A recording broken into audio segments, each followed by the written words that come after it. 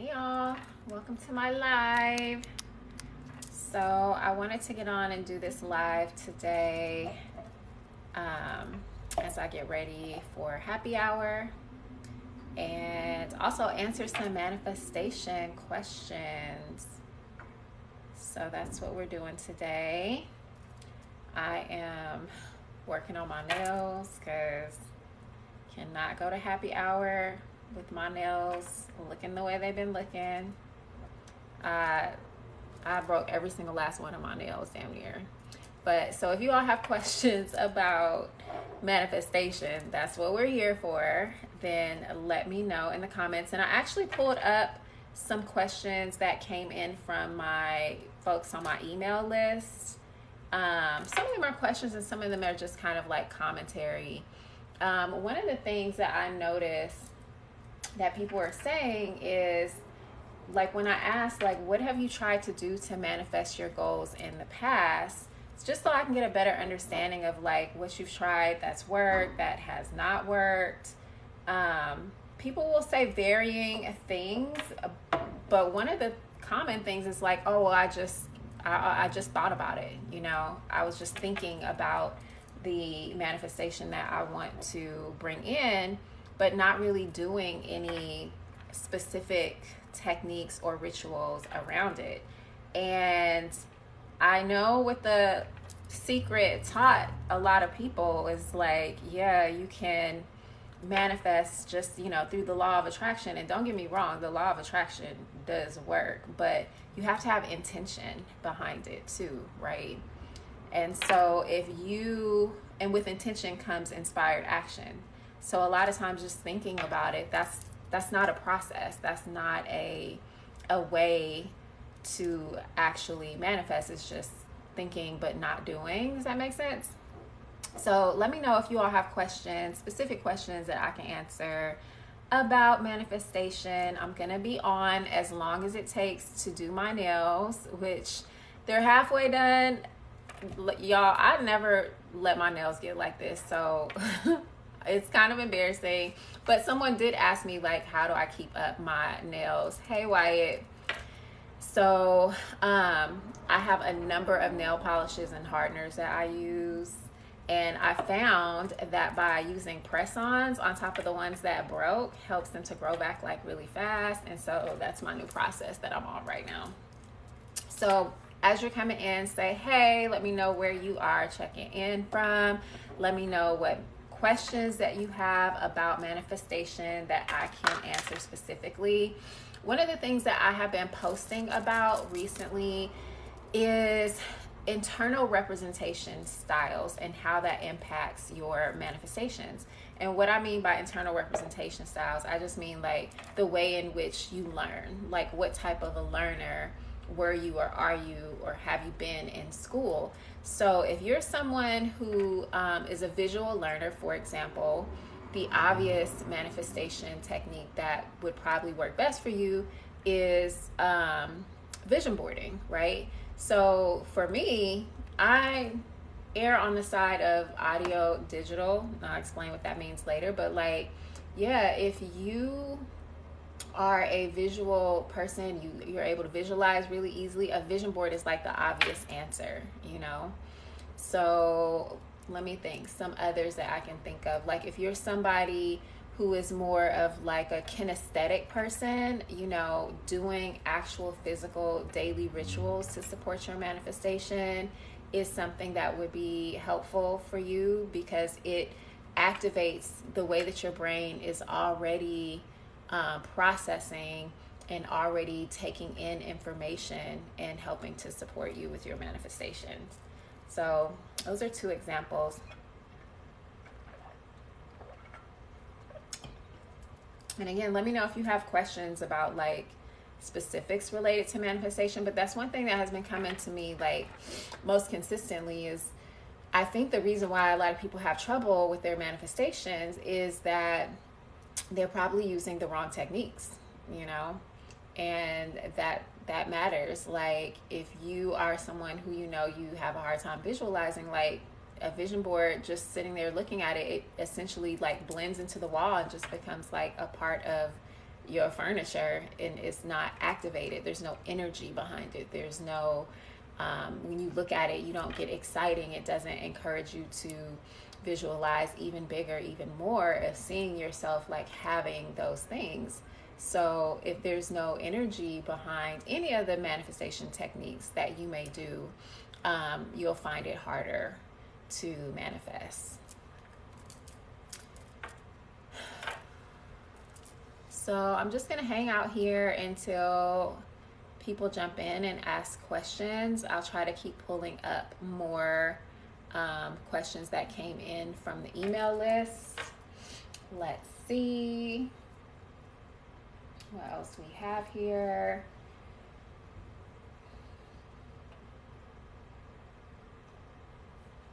My niece would be so proud of me for getting on live. She's on Instagram. She's young, but she doesn't have like enough followers to actually go live. And she's like, you have enough. Why don't you ever go live? And I'm like, well, I don't know what I would do or talk about on live. She was like, just get on there and do the things that you would normally do. So this is what I would normally be doing, is doing my nails today to get ready to go to happy hour with a friend. Actually, this friend is also like an accountability partner. They are helping to support me in launching my new app, which is going to have courses on manifestation, wealth mindset, also edit. Let's see. So yeah, that's coming in the next year. Yeah, so that's just really interesting where, you know, people don't seem to be as engaged with the process of manifesting. I think it's just like having a specific idea of like, oh, I want to manifest, but not really knowing maybe what it is to do in order to make that happen. Because this is another person, when I asked them like, what have you tried in the past to manifest, they said not that detailed. They didn't really get into the detail of what they were trying to manifest, or even get as far as figuring out like, what should I be doing in order to manifest. So let me tell you something about this top coat. It's not even a top coat. It's like a gel polish, a gel clear coat. I got this in Colombia over the summer because I was in a pinch and I really needed to go over my nails. And this stuff, it dries fast. I'm into that. Okay, so I'm getting ready to do these nails, but yeah, one of the things that I do before I put these press-ons on is I make sure that I have a number of coats of polish on. So when I get ready to take the press-ons off, it doesn't completely like strip my nails. So that's what we're about to do right now. I also go ahead and paint them the color of whatever the top layer is going to be of the press-on. Just so that, you know, the glue has something to adhere to. I saw on TikTok actually this method of doing at home gel with press-ons, and I'm not a gel girl yet, but I have a client recently that is their product, and so they sent me a bunch of gel manicure stuff. They sent me the prep kit, which is what I use to like put the base down for these nails, and I actually like it. It seems really moisturizing. But the actual gel kit is still in the mail. And so what I saw on TikTok that I'm gonna try when I get my kit is basically the girls are using whatever the base coat is for gel manicures, and they're curing that with the light, and then they're getting their little press-on nail and putting more of that base coat on, putting it on the finger, putting the base coat on and curing it again, and it apparently like helps the press on to adhere as though it's gel. And then you also put a layer of that base coat on under the nail, which makes it thicker, which gives you like more support, which I kind of do with normal polish. Like all of my top coats like this, or my gel coats like this, I'll put them on the underside of my nails to like help reinforce them. So yeah, what is good this Friday? What are people getting into? What are y'all doing? Because this is like my third day in a row going out, which is unusual for me. I'm a huge homebody. I be in the house, especially now that it's getting cold. It's starting to feel like winter for real out here in California, which is funny because our version of winter is like mild compared to all over the country. But yeah, so I'll be in the house, but I'm trying to help myself stay social even during these colder months. So last night I went to this immersion exhibit at the planetarium, our local planetarium, and you all may have seen this ad for Beautifica, I think it's called. Anyways, I found it on TikTok basically, and made an impulse purchase and bought tickets to go see this show. And it's kind of like a light show. They had like fractals and things like that, and there was some like light storytelling, but it was more, I don't know, it was meant to be like immersive. I don't know if any of you all have seen the Van Gogh exhibit or saw that. I think it was like over the summer. Was that this summer? I don't know. It was a while back. Anyways, I thought it was going to be like that, but nah.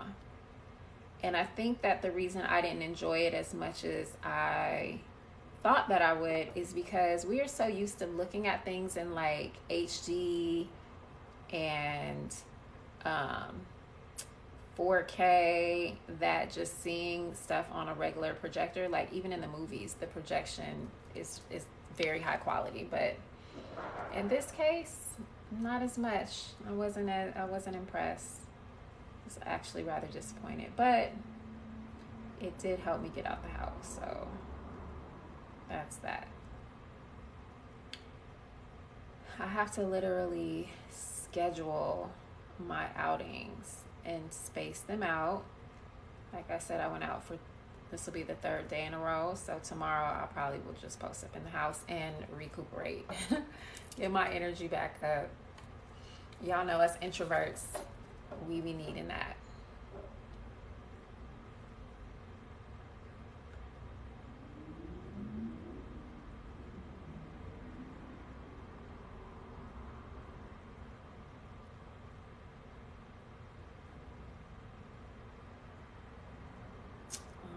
So we got the first coat on here. Getting ready to apply another gel on top of this. And then I'll be applying the press-ons. And I done got them a little mixed up, so let me fix that.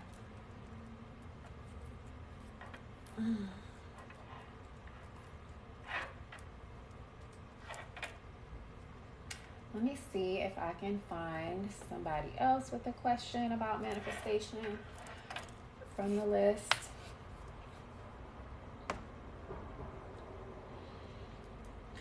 So I had come up with this idea to do this series called 21 Days of Power. And I started it. However, there were some technical difficulties in the background going on with the automation. And so I've really just been posting on social. But those little delays, I believe everything is divine timing. Those little delays really help me to think more deeply about like what type of value do I want to add with this challenge. Initially, some of the content that I was thinking of posting, it was kind of dense, to be honest. And I was like, no, You know, I want to give people just like quick solutions, you know. And so one of the things that's come to mind, and y'all let me know if this is something that sounds interesting, is to analyze the different manifestation processes and why they work, how they work and why they work. Like there's so many out there, and what I'm noticing is a lot of coaches bickering and arguing back and forth about like who's right and who's wrong. And I think that's ridiculous because they all literally work. Like all the processes work. It's literally just a matter of finding like the processes that work best for you in at any given point in time.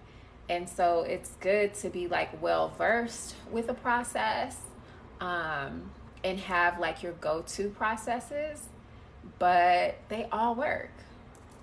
So I don't understand what the arguing and the fighting is about. Like, are y'all arguing and fighting to be right? Are you arguing and fighting so that you can like net the most clients with your specific manifestation technique when they all work? Like, I just find that to be fascinating. And by no means, like, I don't know every single last manifestation process, but the ones that I know them pretty well. And the one that I'm learning right now is I'm learning more about Neville Goddard's work, because I hear that philosopher mentioned a lot.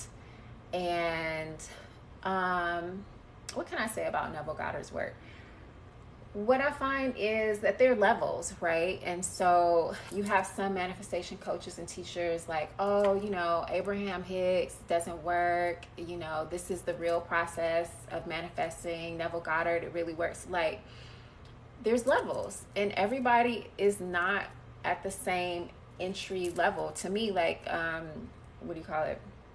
Abraham Hicks was one of my first teachers. It was my first introduction to manifestation, and that was exactly the level that I needed at the time.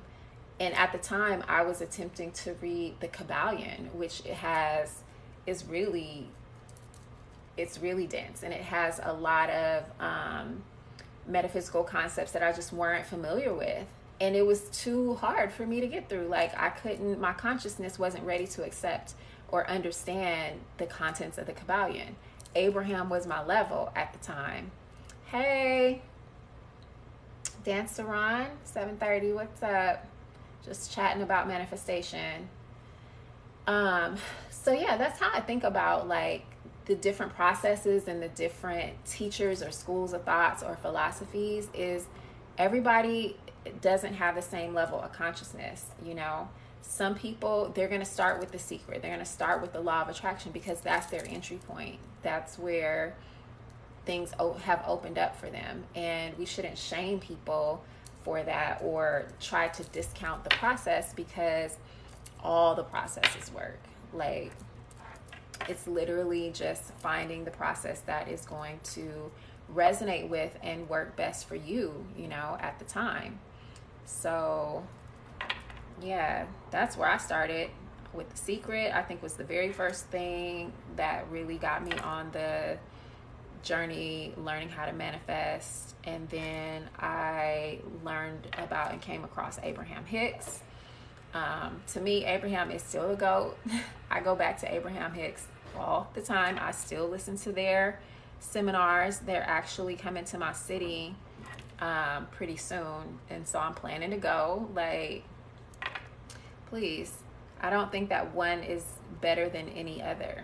You know, there are different times, different seasons and different times for different things. Like, sometimes I might be deep in my Kabbalion work, you know, really into studying like what that's about and going back to that work. Like, I've read that book at least 3 times, at least.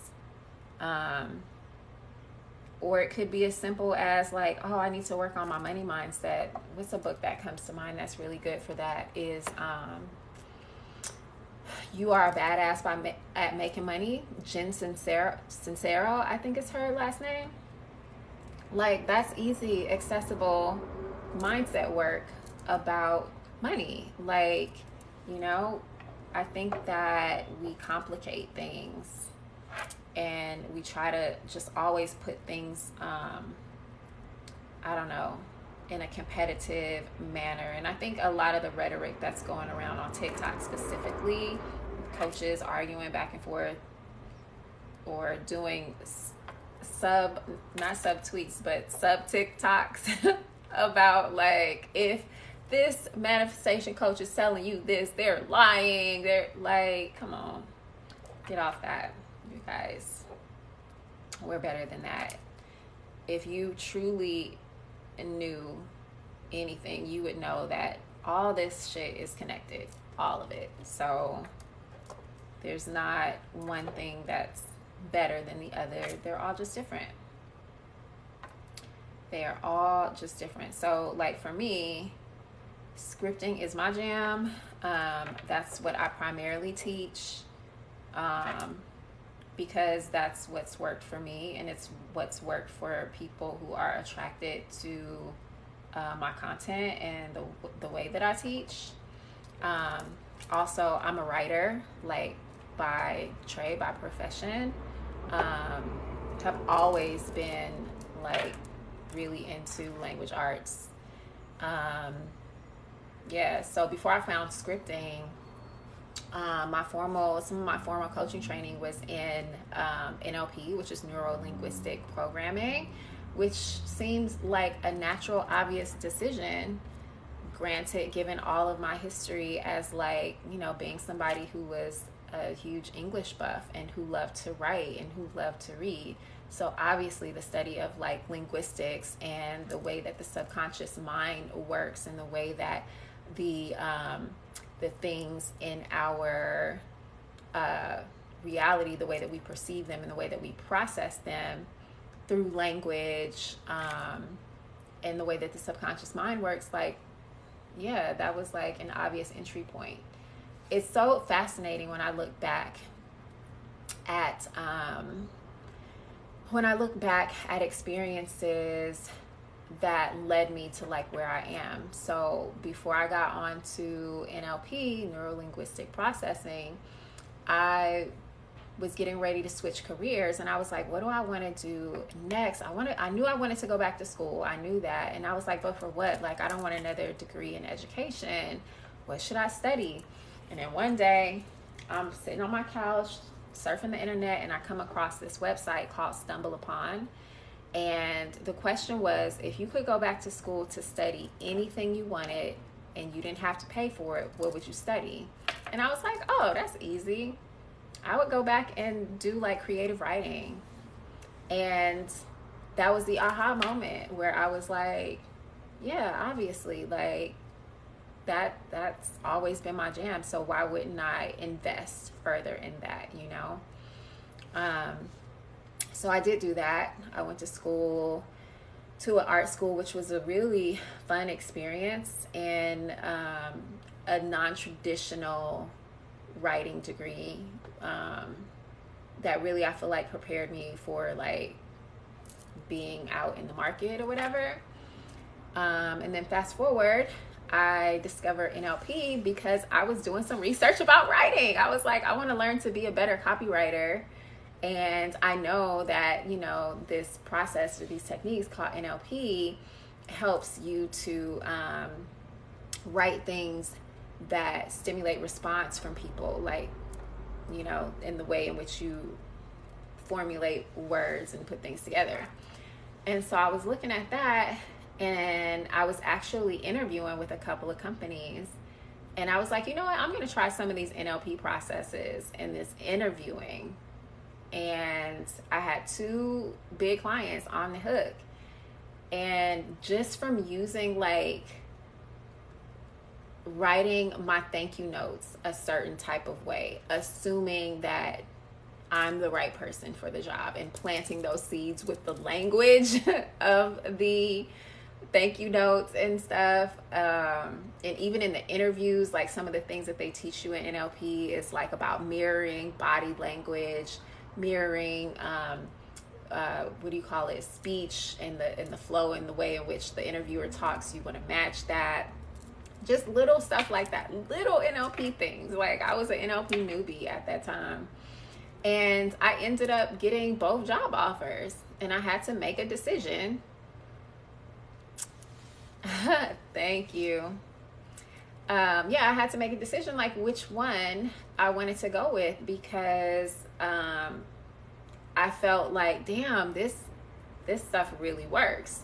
And the more I studied NLP, the more it helped me to understand, like, yo, this is the science behind the law of attraction. This is how manifestation works. This proves like these things. And so I've become like really interested in making those connections. And now there's a whole science that's really popular, that talks about like how the creation process works. And one of the foremost researchers who's out there right now, there's several, but people talk about Dr. Joe Dispenza a lot. Hey Jazzy, hey boo, hey. People talk about Joe Dispenza a lot because he's done the research on, you know, how using the mind to create in the quantum field and how it all works. And it's a trip. Like, one of these TikTok creators was talking about how much she loved Joe Dispenza, which he's the GOAT as well. And she was like, the reason why I love him is because he breaks it down in a way that's very like scientific, backed by research. And that is true. However, in one of his books, Becoming Supernatural, I wish I could pull it up on like the green screen right now. I don't know how to do that yet because I'm a live newbie. But he literally teaches you how to make a sigil. And I'm like, she thinks that this is not woo-woo. It's just the way in which he presents it. It makes it, he's presenting it in a way that it's undisputable. It's like undeniable. He has like all of the research and all of the studies that his organization and outside organizations have done. And I'm like, look at Joe Dispenza out here teaching sigils. Oh my God. Like, that's woo-woo as fuck, but just explaining it in a way that is accessible for people whose brains work in a more logical, linear way, who need that explanation, who aren't just gonna go by like, oh, it feels right, you know? And so I just find that to be hilarious, that people think that there is separation. Saying that to say, people really believe that there's separation, or they really believe like one process or technique is better than another, when they all work. All the things, all the personal development stuff that's out there, all this shit works. It's really just a matter of finding out what specifically works for you. That's it. Like, that's the unlock, is figuring out what works for you, you know? So yeah, which brings me back to talking about the 21 days of power, and how, because of all the delays with like the technical aspect of it, I don't really believe in delays. I believe like, you know, divine timing. And it's really helped me to think more deeply about the type of value that I want to offer. And I feel like that's a worthy conversation of like exploring the different modalities of manifestation, you know, and exploring like how and why certain things work, or how and why certain things resonate, you know, with different people. Like if you're more of a visual person, why, you know, visualizing or doing a vision board would probably be more beneficial for you, because that's the way your brain is already programmed to process and operate, is through a more visual lens, you know. So yeah, I think that's going to be more of the iteration on the 21 days of power going forward, is just, you know, explaining to you all and giving you examples and samples of like, you know, people teaching their processes, because I have mine, like the ones that I know work for me and they have worked for my community and people who I've taught them to, which is scripting primarily, but also infused with like daily rituals. Like that's what I know works. And the people who resonate with my style of teaching that's what also works for them as well. And so, because like attracts like, like attracts like. But that's not the only thing that's out there, and I think it's important for us to be well versed and to have arsenal built up in your war chest, because baby, listen, and I'm about to start putting these nails on. I have been through several dark nights of the soul, okay? Midlife crisis, ayahuasca, like I've had some experiences. And when I tell you that I had to reach for every single process that I have ever learned, it required everything that I had to get through some of those things and to break through to like the next level. And that's why I'm saying, like, it's not a this one thing works, like this is the only thing that you'll ever need to know and do forever and ever. That's not reality. It's not true. It's not reality. You may have your stuff that's like your go-tos, yes, and the stuff that you always go back to that have served you well. But there are going to be times when you need to get outside that box and have a variety of tools at your disposal. And so that's what's helping me to think about like content in a different way, content related to like manifestation. Like, I'm going to obviously like continue to teach about scripting because that's my jam. That's what my program and my digital products are centered around, or one of the things rather. And that's what I know like works for me, right? But there's so many other processes out there that people need to know about. Like, so many people, they don't even know what NLP is or what it's about. It's literally, I always say, like the science behind creation and the law of attraction, because it helps you to understand your subconscious and the way that you are wired and programmed to think, do, act, and be. And it also helps you to figure out how to break out of that mode if you want to do a different thing, because the subconscious mind, it's designed to keep you safe and sound, doing the same old things that you've always done, the same way that you've always done them. Like, that's what helps you to feel safe internally, like in the mind, right? So anytime you try to do a new thing, your subconscious is going to be like, hold up, block, flag on the play, do not pass go. It's going to set up blocks automatically because you're doing a new thing. So yeah, you have to figure out, the challenge is to figure out how to break out of that mode and do something new for yourself. And once you can normalize what that new thing is, your subconscious won't have the same resistance, and you start to build new neural networks to help your brain to recognize, like, this is a safe and approved activity for you to be doing, going out and starting a business. Yes, of course, girl, because your subconscious mind is the autopilot part of your brain, right? Like how you get up, wash your face, brush your teeth, get in the shower, and that's all like a part of your morning routine. And you probably in the shower wash your body the same way every single time, starting with your left arm, going across your chest to the right. That's a subconscious program that is just running, just like you breathing, just like your heart beating. It's a program. And the subconscious mind has programs for everything, every single thing. And the way that you're going to be able to get to the manifestations and the success that you want is by figuring out how to get your subconscious on board to support you, to run programs that support what it is that you're trying to be, do, and have. And a lot of teachers will tell you, myself included, the best way to do that is through like shifting your identity. And that's easier said than done, because some of us have really, really strong, stubborn programs.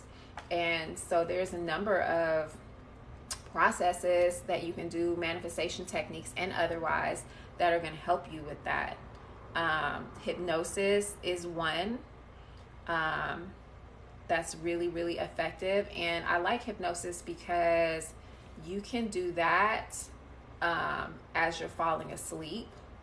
You know, it doesn't really take much out of your day to do, and it's going to be the last thing that you're hearing and feeling and thinking about before you drift off to sleep. And that's when your subconscious is wide open to being influenced. Do I have a nail for that? I do. So yeah, hypnosis is one. EFT tapping is great. I love that process as well because it allows you to move energy. Like a lot of the issue that people have with manifesting is feeling stuck, or as though, you know, maybe they have really strong emotions, about something that is preventing and causing blocks and preventing them to move forward in a resourceful way or think positively or whatever it is. So EFT is really great at helping you tap on different meridian points in the body so that you can move that stuck energy.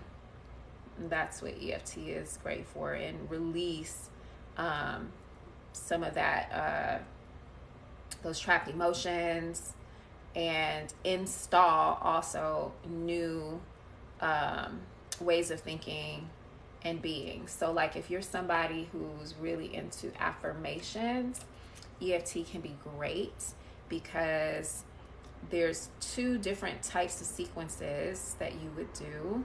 The first sequence is tapping on the problem. I love that because I have a very anxious brain and sometimes once it gets a hold of a thought, it's hard to put it down. And so EFT tapping can help you, instead of just mindlessly thinking about whatever it is that's bothering you or causing you to be anxious, you can tap on it while feeling the energy of, like, you know, whatever it is that you're feeling, and it will loosen it up.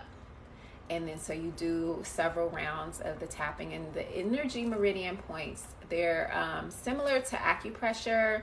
They're going to be, first you always want to like calibrate and do like a karate chop when you're thinking about the problem. And then you're going to want to, once you get that in there and going, you want to calibrate, like, how do you feel on a scale from 1 to 10? This is how you're able to tell whether the energy is moving or not. And then you tap on the other energy meridians, which is at the inside of the eyebrow, at the corner of the cheekbone, under the eye, under the nose, kind of at the top of the gum line, down here again at the top of the gum line. Then there's the chest, and then your sides, and then the top of your head. Those are the energy meridian points. And the reason I love EFT is one of those techniques that you can do anywhere. Like, I done literally been frustrated in traffic because somebody has said something or done something to upset me, and I will just be tapping and crying at the red light, getting that energy out, moving it out. And so that's the reason why I love EFT, is because you can just tap in literally anywhere. And once you have released, you know, whatever the negative charge is or the emotional charge, then you're free to tap in some of the more positive thoughts and feelings that you want to be having by using like your affirmations, your affirmative statements, and things like that. So yeah, hypnotherapy is great. EFT is great, both for like different reasons. But time techniques, this is one that I feel like I don't get to talk about as much. What's dope about time techniques is that it's very, if you're into understanding like past lives, generational trauma and drama, time techniques is great because according to epigenetics, we carry a lot of stuff with us in our DNA. And with time techniques, you can explore the continuum of your timeline, not just in this life, but in previous lives, previous generations, to find out where is the root cause of my fear of being seen, for example. When did this start? Was it, a past life, or was it generational? Was it, if it was during this lifetime, was it before birth in utero or after? And you can go back to that time with an objective view because of the process by which we walk you through your timeline, like understanding where things are on your specific timeline, and viewing the situation at a distance so that you're not so zoomed in, so that you're not so emotionally impacted, and you can go inside of that embedded subconscious memory or experience and pull out the wisdom of what you were supposed to learn in this situation and release it, okay? Oh, thank you, Jazzy. She said that her call, this is one of my former clients, that her call led through so many breakthroughs. Yeah, Jazz went on to start her career as a comedian, traveling around the world, like on her own. Like, Jazz came up after our session. So yeah, and it doesn't take long, and shit works, y'all. Shit works. But like I said, all the processes are designed to help you with the same goal of ascending. Like that's what we're here for. We came to learn, we came to create, and all these different processes are designed to help you do exactly that. It's just figuring out, like, what's going to be the best path forward for you. Okay, so I've got these nails on finally. These are all the ones that I broke in the past couple weeks, and these are the ones that are mine, with the exception of this one. I did break this one, but as I was sharing earlier, I'm finding that press-ons, if you do them right, will help you like grow out your actual nails. Because like my nails underneath, I took a press-on off that was on this one for a couple weeks. It's strong as hell, hella strong. So I'm a believer. I may do a tutorial for y'all on the TikTok at some point. We'll see. Not today. Today I'm just trying to get myself ready to go to this happy hour. I started explaining who this person is I'm going to happy hour with. So I'm a part of this collective called Collab House, and it's basically a group of founders, Black and brown founders, and helping to create a community around like supporting one another, essentially, from ideation to launch stage. And my particular project is getting very close to launching, which I'm excited about. So I'm meeting with one of the co-founders of Collab House today to just, do a little socializing. The last meeting that I had with her, she's holding me accountable to going live more, which is, look, I'm here live on Instagram. I mean, not Instagram, but TikTok. But I told her I was going to do some lives on LinkedIn, which I haven't done yet, but I did record a video to post on LinkedIn because LinkedIn, I think, has changed the way in which you go live. Like, I think you used to just be able to go live directly from the platform, but now you have to go through like a third party platform or something like that. And I tried to figure it out.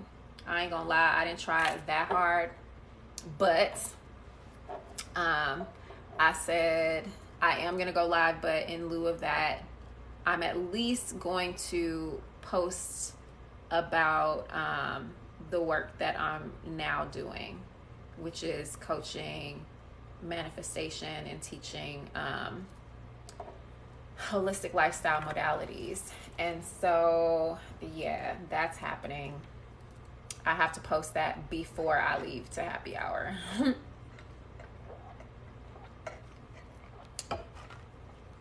So that's what we're doing today.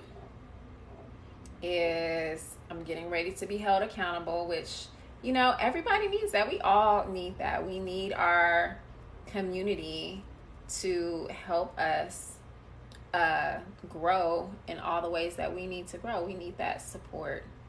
And that's one of the things that I had really been actually manifesting, was like, I need a crew of people who are also about their business, that I can link up with to talk shop, to create, you know, work on our businesses together. Because like one of my real good friends who I used to do that with all the time, she moved to Chicago.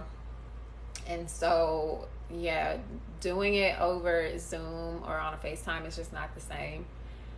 And so I was like, yeah, I need a crew that's here.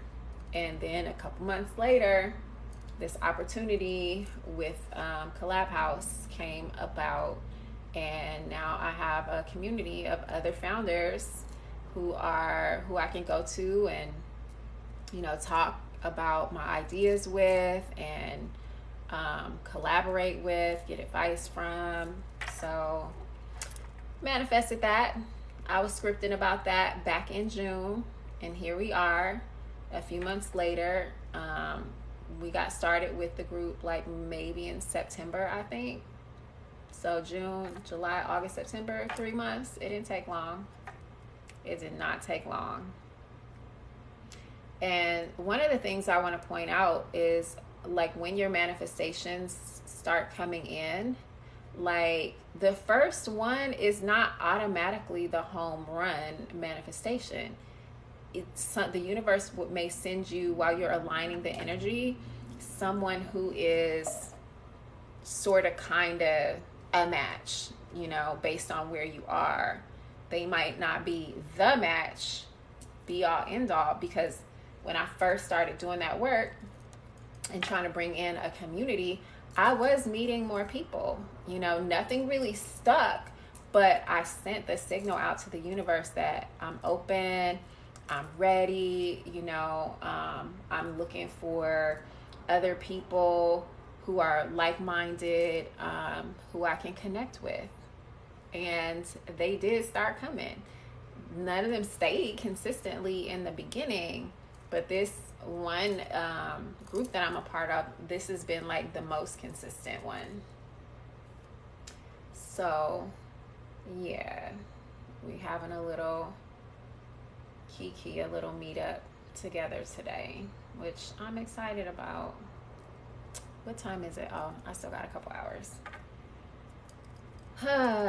Let's see. Do I want to put on another gel coat? Or do I want to do like a top coat? I think I'll do another gel coat.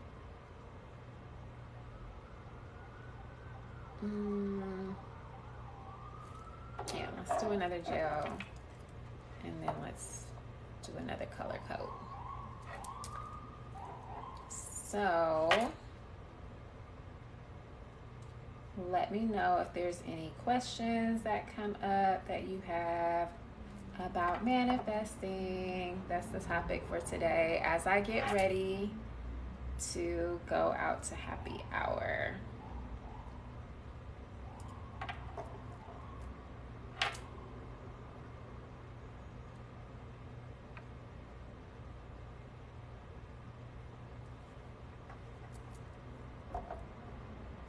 Otherwise, you can just watch me paint my nails.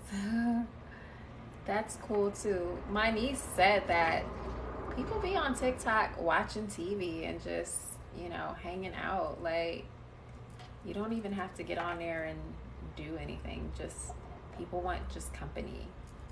Which I was like, okay, that's cool. I'll be wanting company too. I can do that. Get on here and keep y'all company.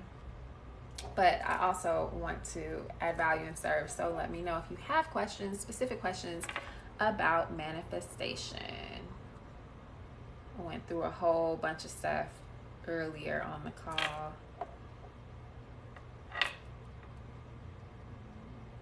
About NLP and how that is a powerful manifesting tool.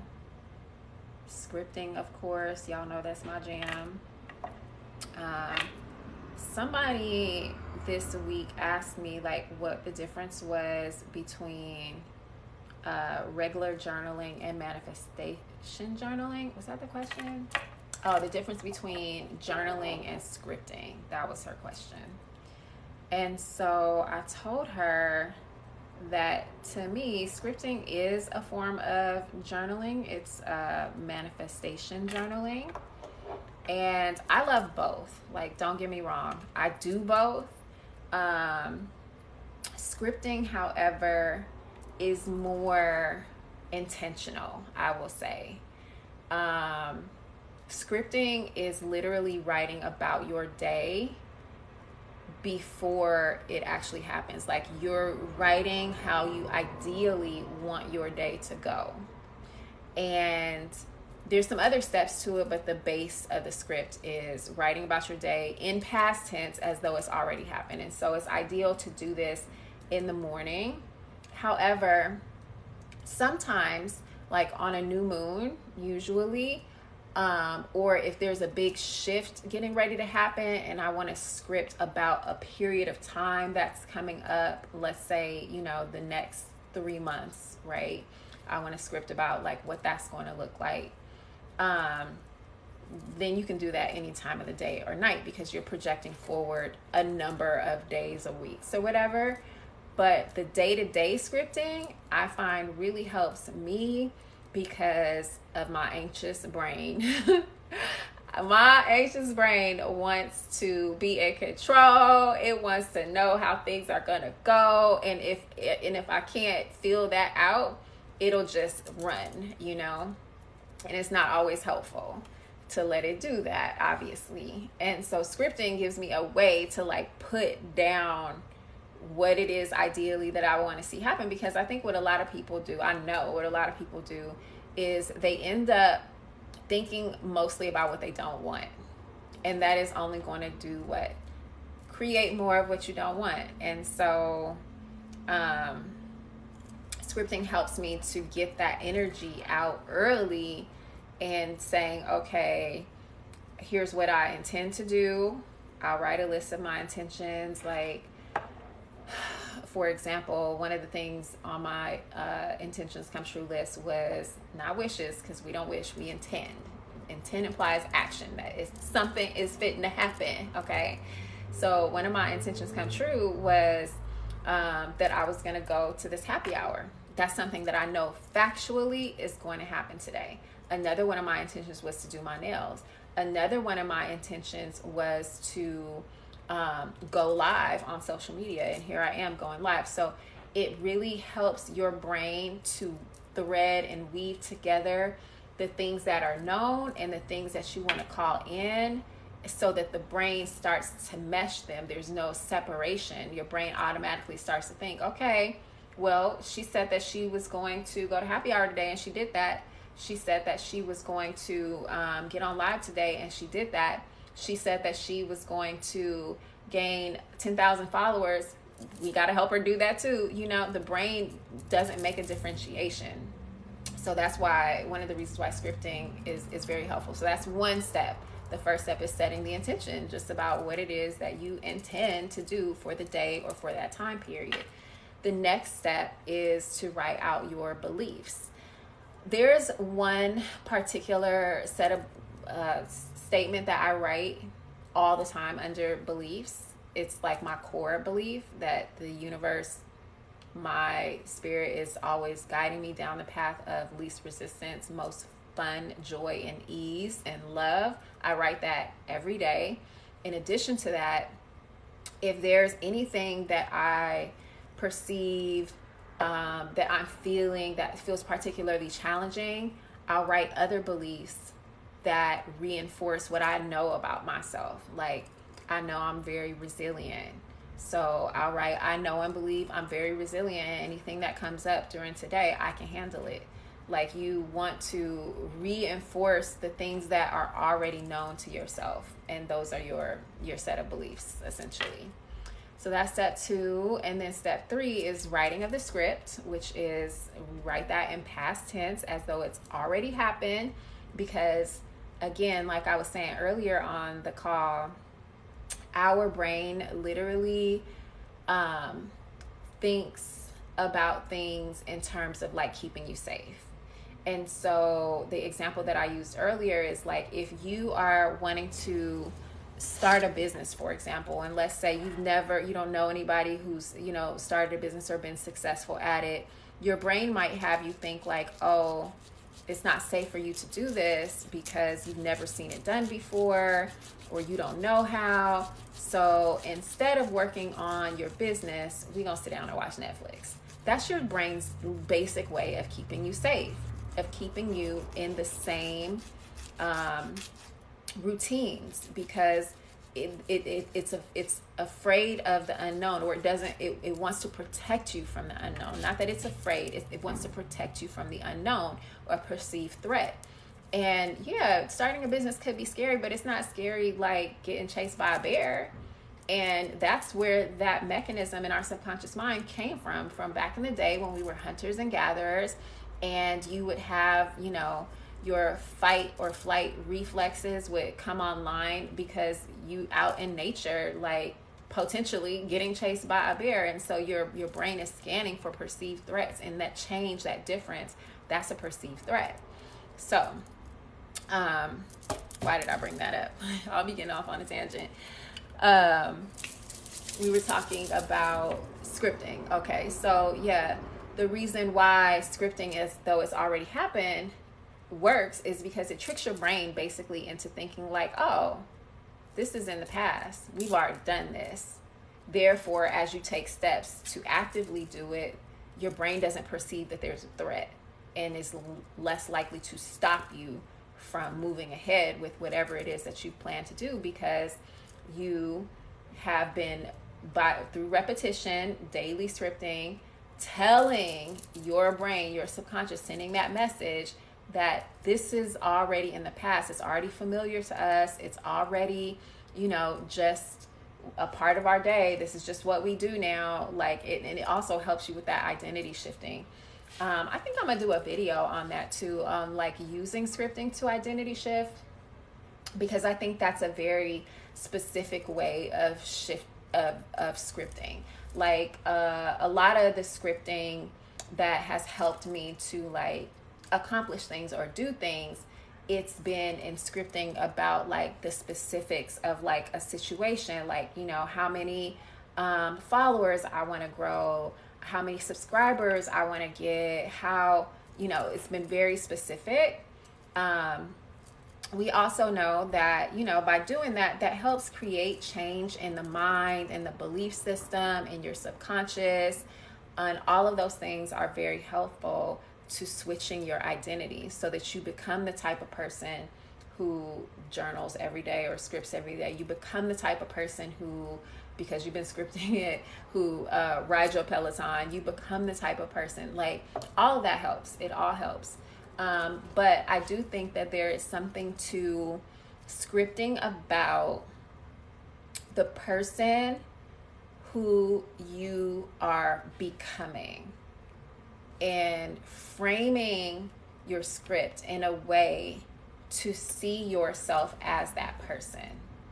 I think that that's something that is really powerful, because I've done that with in relationship, and thinking about like the type of relationship that I want to be in, and not just like what that person is like, but how it feels to have certain things in relationship with another person.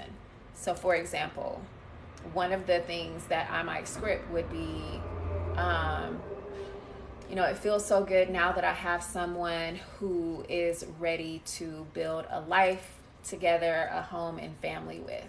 It feels so good now that I have someone in my life who is stable and loyal, and like scripting attributes is what I'm saying. Like, so I'm also identifying the type of person, the identity that they have, not necessarily the, you know, what they do or the super, yeah, it's more about scripting the identity and been able to call that in. And so I think that I know that like,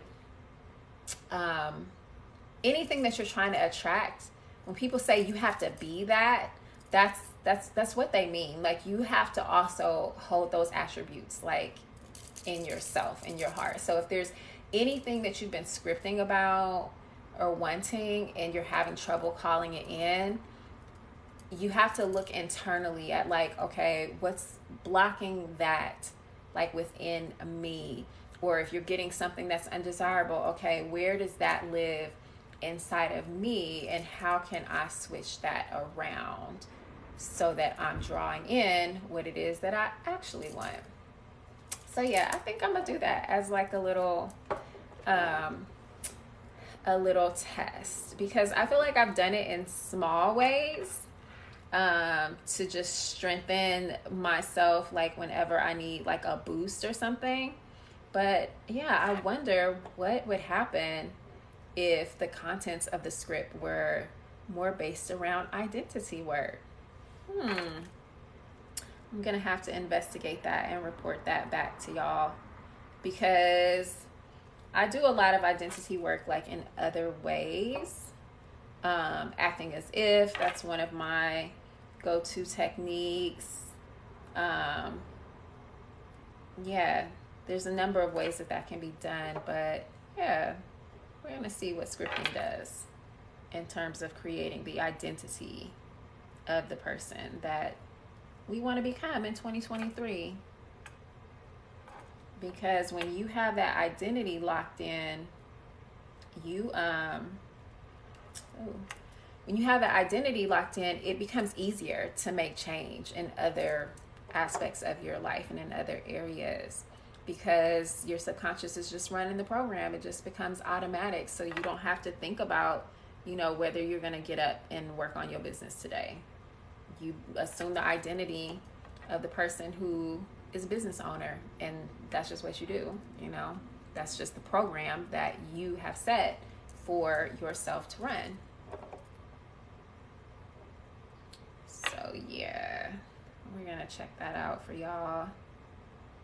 Let me know if you all have any questions about manifestation or any of the things that I've shared. I see some of y'all have been on and off for a minute, so I'm happy to answer any questions that you might have about processes, any issues that you may be experiencing with bringing your manifestations in. I would love to help you problem solve and figure that out. I'm almost done with my nails. This is my second color coat. And after this, I'm going to put on another gel coat. And then I'm going to start getting dressed. I think it's 4. I think we're meeting at around 6.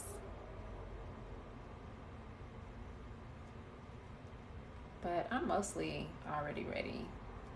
Took a shower and everything. I already did my makeup.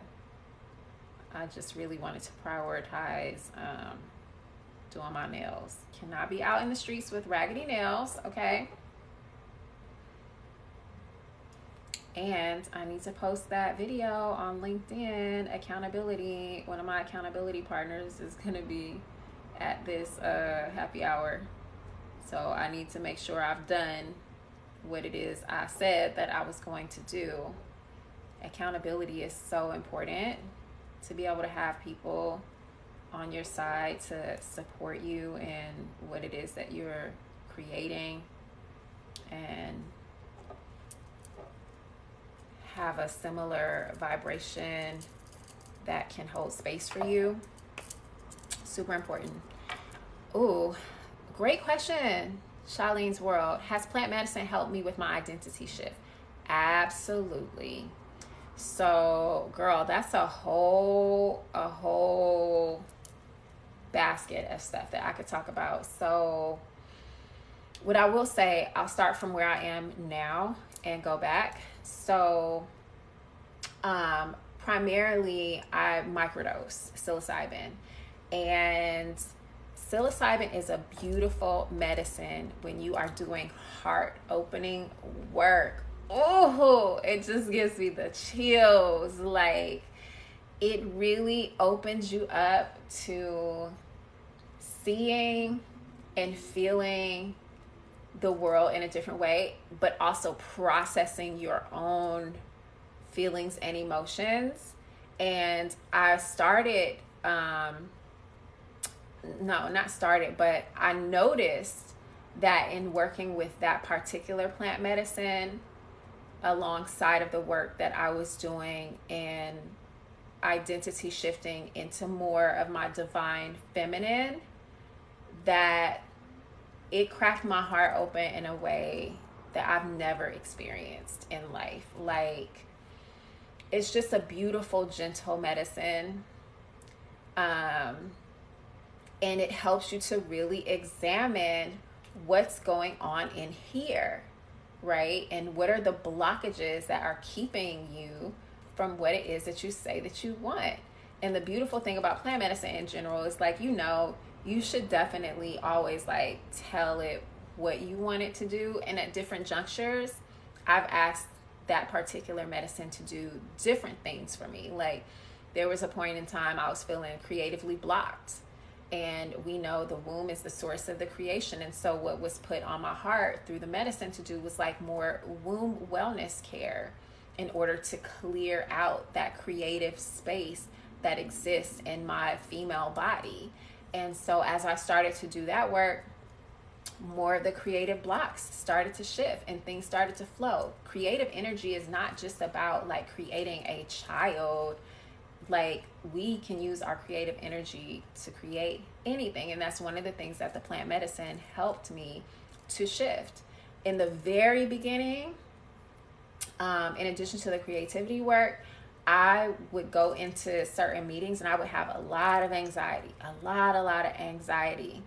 And I said, I was noticing though, because I was doing the creativity work with the plant medicine, that as a result, my anxiousness leveled out. Like, I just was chill, like going into meetings and, being able to talk about, presenting an idea and things like that. Like, no anxiety. I was like, oh snap, like, this is a great medicine to help me manage my anxiety. And it got to the point where, just a few months of working with the medicine, I didn't need it anymore. Like, maybe in highly anxious situations, like if I was going to be with family or something like that, like I might have a little microdose. But yeah, now, so I mostly work with it when I'm experiencing my moon cycle. I can feel a shift. Even with that, because of the womb wellness work, it goes back to that. It's all connected. I stopped having bad cramps. Like, I don't get cramps like that anymore. On a scale of 1 to 10, my cramps used to be like a 9.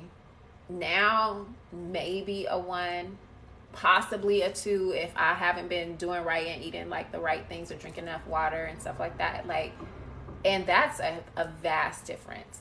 A vast difference. Oh, hey, hey, lady, OCLEA. DINLADY. I don't know how to say that, girl. But plant medicine that I'm talking about specifically is psilocybin, and how it's just a beautiful heart-opening medicine. OC leading lady, thank you. Yes, girl, got you. So psilocybin, I've been microdosing that for, I would say, about 3 years.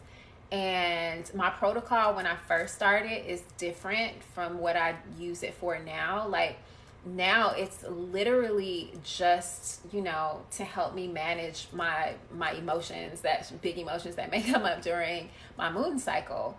But it's helped with so many other things, like my creative process. It helped me, like, move more into my divine feminine identity. Somebody asked me a question a few minutes ago about like identity work and how that plant medicine impacts that.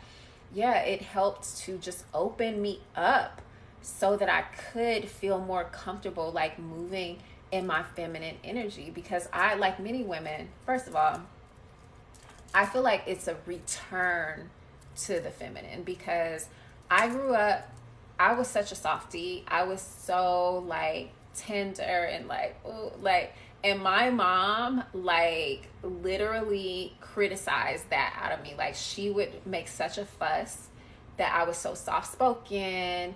She would make such a fuss that I wasn't like aggressive like in that way, and and I think my theory is because she was like that, and she recognized like you got to get out of that if you're going to be able to survive out in this world. She said, "Oh, plant medicine helped you a lot with anxiety." Yeah. Do you microdose or have you had a full dose? Let me know in the comments. So yeah, the plant medicine helped me to return back to like my softness and my femininity. When I had over relied on the masculine for so long, I was just deep in my masculine because I went away to college right after high school. I lived far from my family for a very long time. I had to figure out how to navigate the world. And then I was also an introvert. Like how I'm sitting here talking to you all, like just flowing or whatever. There is an old version of me that would have never been able to do this. Like when I took speech 101 in college, I developed a stutter because I was so anxious to get up and speak to people. And that's the shit that my mom did not like. She was like, girl, speak up. We can't hear you. Like she really like, pushed me to be more in what I know now is like my masculine, you know what I mean? And so this return to the feminine it was a change for me. And for a while, I felt like I was over indexing to like compensate for not being in the feminine for so long.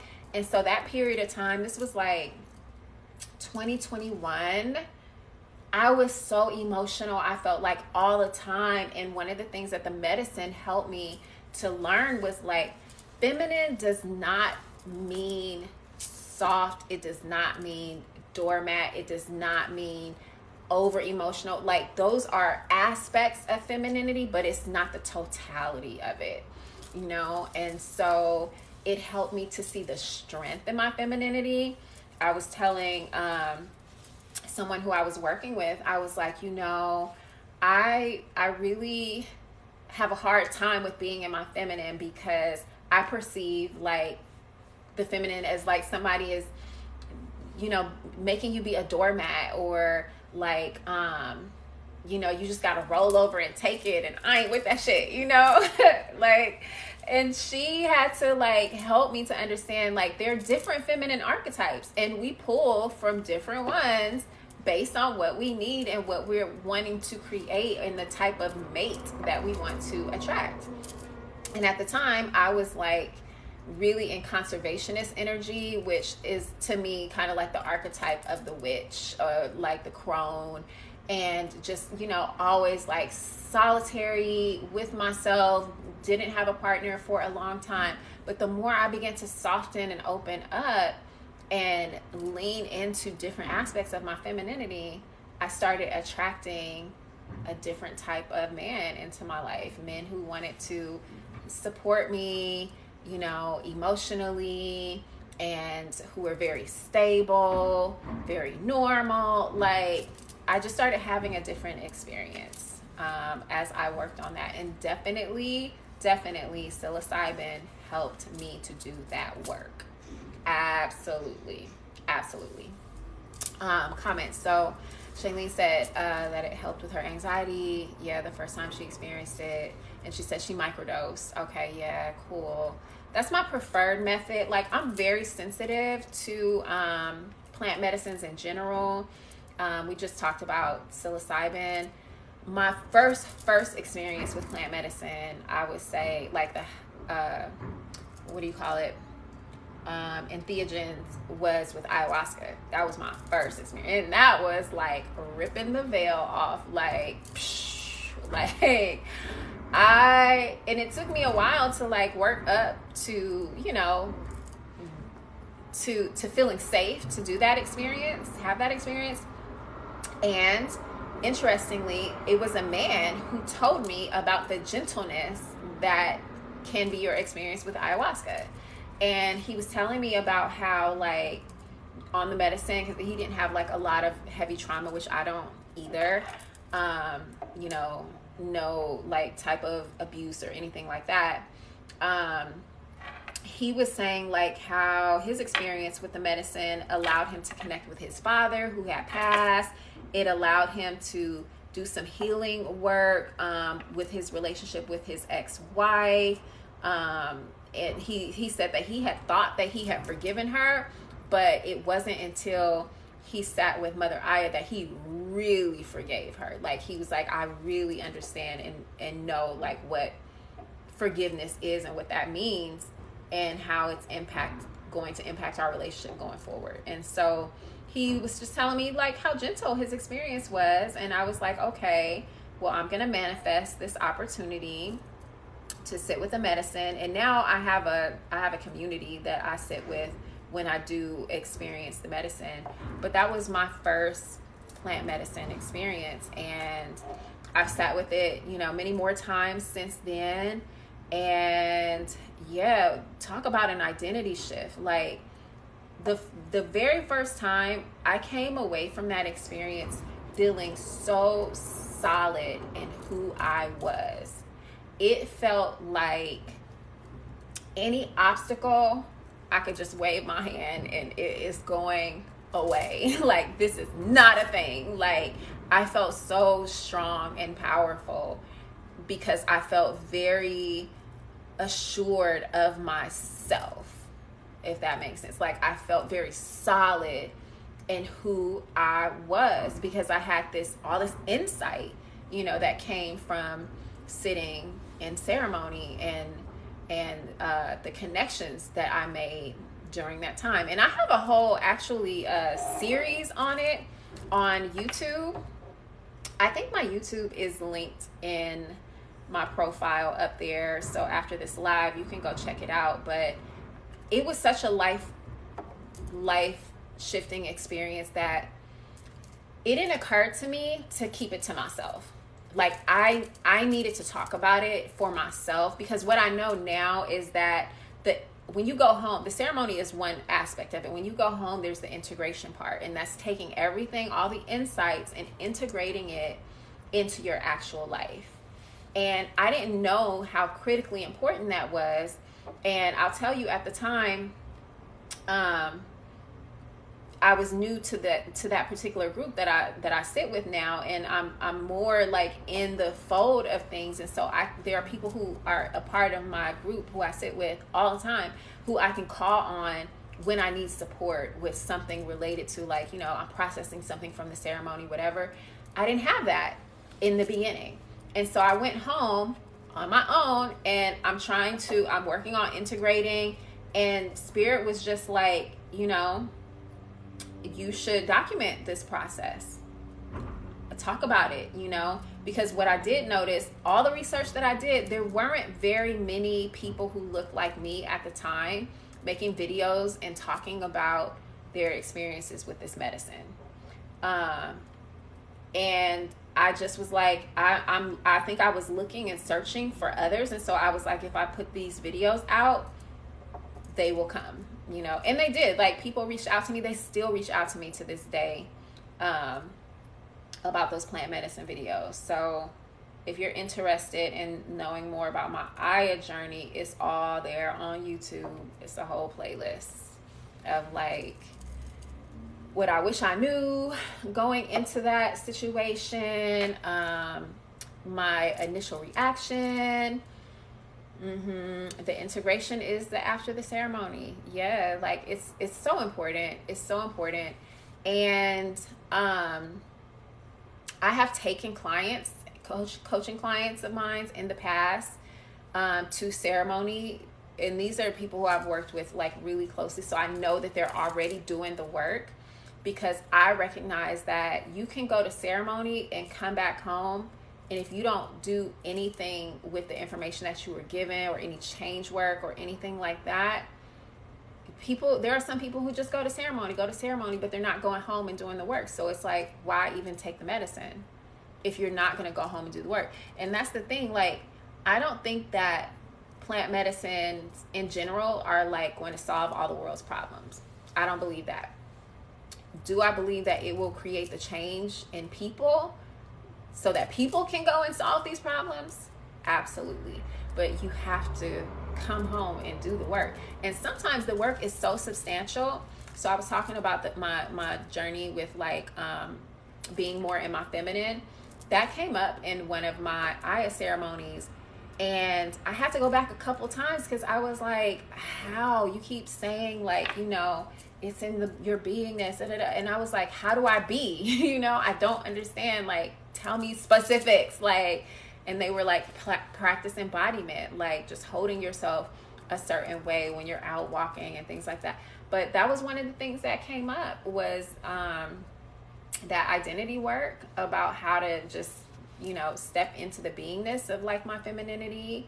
Yeah, it's all connected. And like I said, I don't think that the plant medicines per se are going to solve all the people's problems. It's us. We have to do the work. Like, I had to do that work to work on my stepping into my divine feminine. I had to take that back. That was feedback, from the spirit, from Mother Aya, and figure out how to apply it to my life. And that is the work. That is the integration. That's the most critical part. And sometimes, like when she first showed that to me, I was like, I don't even know who that person is. I understand like what you're logically saying and you're asking me to do, but that person seems like so far removed from who I am right now. It feels like a tall order. I don't know if I could do that. And I struggled. I'm gonna be honest with you. Like that was the ceremony that I had at the end of 2020. I struggled for a good year and a half. I only really in the past 6 months maybe feel like, okay, I got a grip on this. I got this. I'm moving through it. I see a difference in myself between then and now. Like, it took time. It took practice. Ritual. That was a part of one of my dark night of the soul experiences. Because I was like, there's parts of myself that I had to leave behind. People always have these conversations about like, oh, you got to kill your inner hater. You got to kill your ego. Like, the purpose and the point is integration, is wholeness, is fullness. And yes, there will be parts of yourself that you no longer resonate with, but you ain't got to kill nobody. They just gonna fade away into the distance. They just gonna fade away, And one of the things that I was doing some self-sabotaging, and I was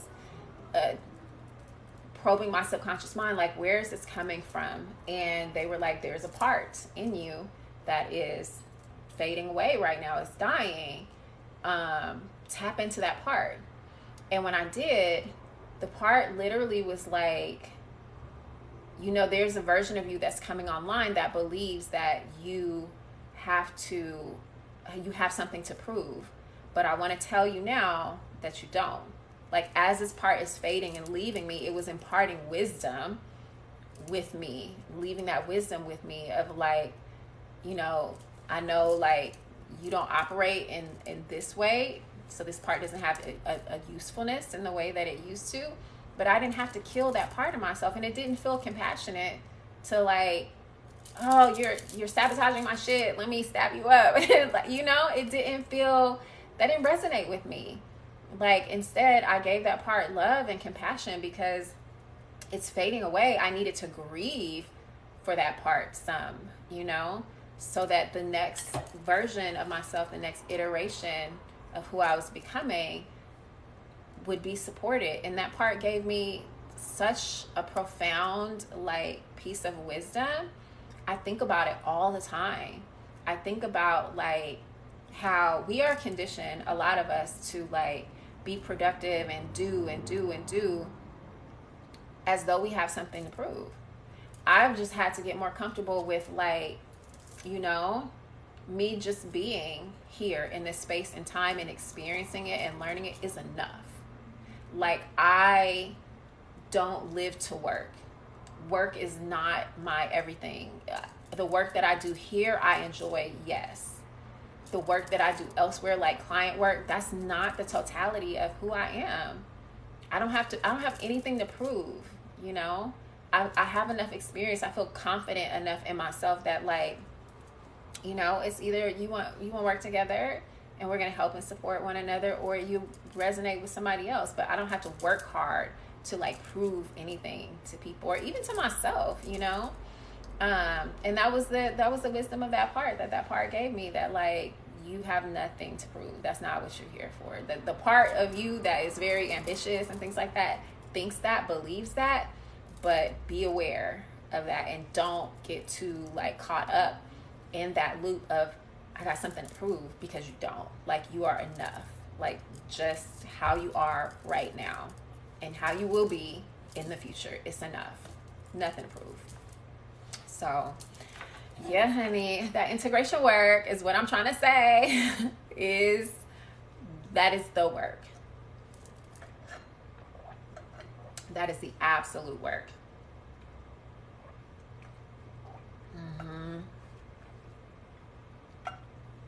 So it helps to have people to support you if you're going to do a big ceremony like that for your integration. And any medicine, really, you know. Even when I was microdosing, you know, 3 or 4 times a week, I would have 3 or 4 days off so that I could integrate and like, you know, really feel into like whatever came up over that period of time. I think it's that way with all medicines, actually. So let me know, you guys, if you have any other questions. I'm done with my nails. It's almost time for happy hour. Yay! I'm excited. I'm excited to get out. I told y'all I did go out yesterday to like this Beautifica show or whatever at the planetarium. It was cool. It was all right. I spent a lot of time yesterday cleaning my space. It was a first, and so I did my cinnamon work. I did a nice a nice abundance simmer pot. It was smelling all fragrant up and through here. Like, I like to clean when I'm ready to like call in something new, or I'm starting a new season or a cycle. Like, the new moon is a great time for like clearing out stuff, but also like the first of the month. And also it was Thursday, so we were in that good Jupiter energy. And so, yeah, I did a lot of rituals yesterday that were around like just cleansing the space, smudging, and things like that. So it's feeling real good up in here. And yeah, when home be so comfy, like it's hard to leave sometimes. Have I had the golden teacher? You know what? Let me think. My full dose, my second full dose, I believe was the golden teacher. I believe. I'd have to message the person who held the space to be sure. But yeah, I believe that was what we used in that ceremony. And interestingly enough, that was the ceremony after Aya.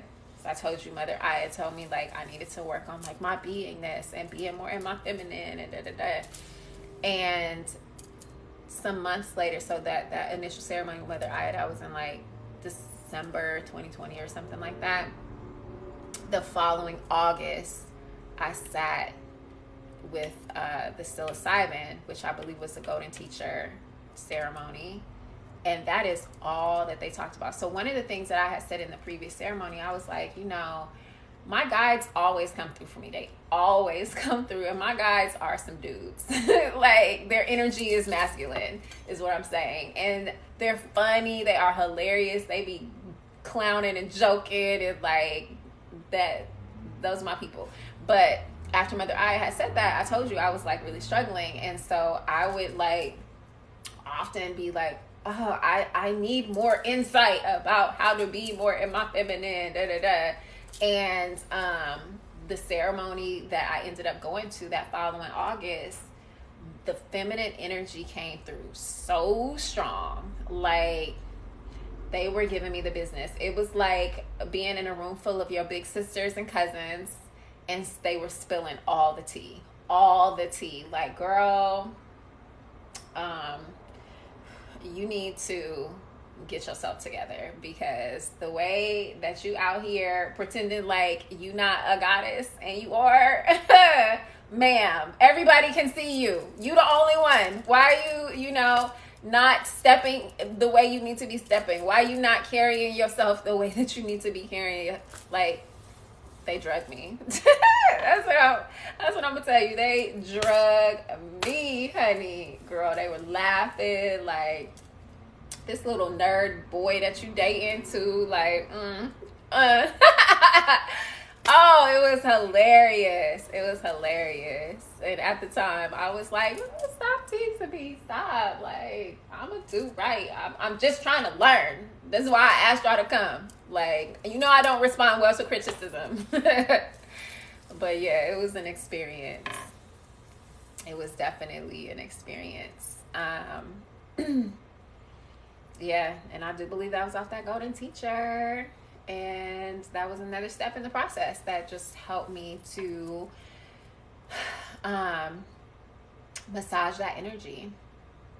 Yep, massage that energy. Do you have any favorites? Because right now, the microdose that I take, my teacher who I get them from, he has a special blend, and I don't know like what the active ingredient is, which spore he uses, but he also uses like other non-psychoactive mushrooms and vitamins and stuff like that.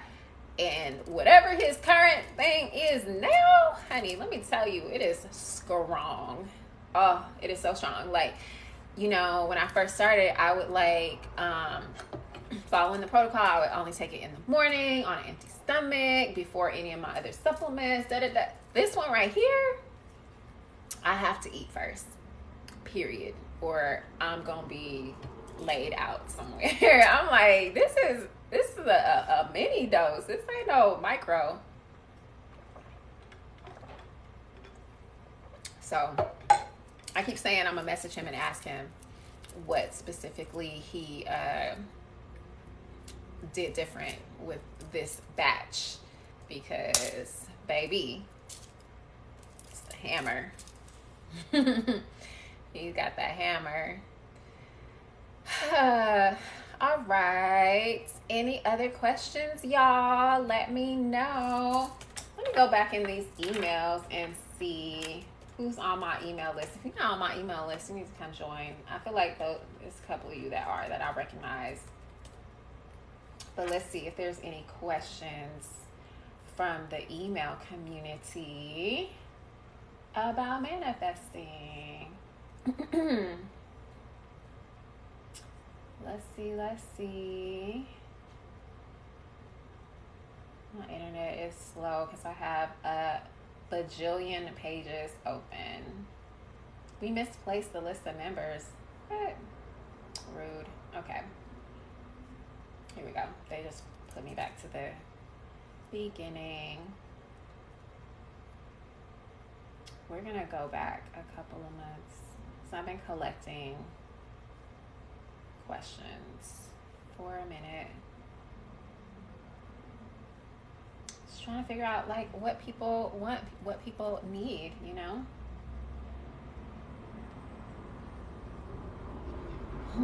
The 369 method of scripting. So I'm going to talk about this, as I told y'all, I'm going to as a part of the 21 Days of Power, I'm going to start talking more about like specific techniques and how they work, why they work. I have the 369 method book, scripting book, and I've been seeing them advertising on TikTok, and it's great. And I thought I would love it more because it is writing. And one of the mechanisms of the subconscious mind is like repetition. Excuse me. And I think the reason why the 369 method I don't feel worked as well for me is not the writing aspect of it, but the type of repetition that it requires you to do. Like my repetition happens on a daily basis. I don't need to like write it out a bunch of times, but as long as I'm doing it consistently and like interweaving the same sorts of themes until they come into full manifestation, and I think it bores my mind, so it don't seep in. But I love the book. I love the new editions that I've been seeing them post about. Yeah, that's one of my go-tos, and maybe I will do like a video too about like some different types of writing techniques, because I have several books. I have that book. I have one that a friend of mine created where it's like she gives you a prompt every day to script for a specific prompt. I did like that a lot. Of course, I have my book that you can download, digital downloads, so you can print it off of my scripting. And this is just, I created this because this works. This is what works for me, and I wanted to just share it like with other people. Because like I said, all the processes work. They all work. It's just a matter of what resonates with you, you know? And for me, like I love to do ritual. And so in the book, every day there's a different ritual for you to do to accompany the scripting. I also have some hypnosis tracks in there. We talked about time techniques earlier today. There's a goal setting meditation in there using time techniques. And also, I think it's on like day 20 or 19 or something, I go through the steps to teach you how to do EFT tapping. And so you get multiple things, not just the journal. You get, you know, some audio support for you to listen to. I've been listening to my abundance meditation at night before I go to bed, and it has been helping me to wake up feeling good and energized. I noticed like my dreams are shifting into a more positive space. And so yeah, guys, this stuff works. All the things work. And I just feel like, you know, techniques like hypnotherapy, EFT, time, all those kinds of things, that's like just the super boost, you know, to whatever it is that you're doing, that those things can support you even more. So yes, my loves, I'm going to sign off now. Thank you so much for tapping in for this live. I gotta go make my post on LinkedIn because my accountability partner is gonna be at happy hour and I need to be able to say that I did the thing that I said that I was going to do. So I'm about to hop off so I can do that before I change clothes and get dressed for this happy hour. If you all have any other questions, you know where to find me. Drop me a comment on some of my other videos, my most recent videos. Go like the most recent one. Y'all, we got to get this TikTok algorithm together. When y'all see these posts, I need you to be liking stuff so that we can get more visibility, so that we can bring more people into the fold and teach them all the things. Like, we're trying to reach as many people as possible who resonate with this community. That's what we're building here, is a community. And I'll be talking to you all more about that, you know, later. The app that I'm working on. And yeah, exciting things are happening. Ah! All right, you all. I hope you have a beautiful evening wherever you are. And I will see you all on the next live.